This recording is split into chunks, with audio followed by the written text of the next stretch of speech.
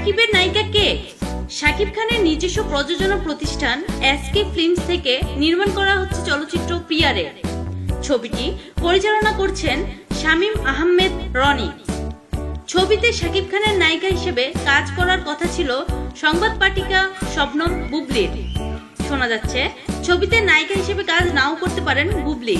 তাহলে প্রিয়ারে ছবিতে সাকিবের নায়িকা কে হচ্ছেন? এ বিষয়ে এনটিভি অনলাইনের সাথে কথা বলেন শাকিব খান। শাকিব এনটিভি অনলাইনকে বলেন, আমরা প্রিয়ারে ছবির জন্য শবনম বুবলিকে সিলেক্ট করেছিলাম। তার পরিবার প্রথমে চলচ্চিত্রে কাজের বিষয়ে রাজি ছিলেন না, পরে আমাদের ছবির গল্প ও পরিবেশ দেখে ছবিতে কাজ করার বিষয়ে রাজি হন। তারপর হঠাৎ করে তাকে বসগিরি ছবিতে যুক্ত করা হয়। তার কিছুদিন পর শুটার ছবিতে যুক্ত হন তিনি। গত ঈদে দুটি ছবি মুক্তি পেয়েছে এবং সুপারহিট ব্যবসা করেছে। রাতারাতি তারকা খ্যাতি পান বুবলি। এরই মধ্যে অনেক পরিচালক আমাদের নিয়ে ছবি নির্মাণের ইচ্ছে প্রকাশ করেছেন।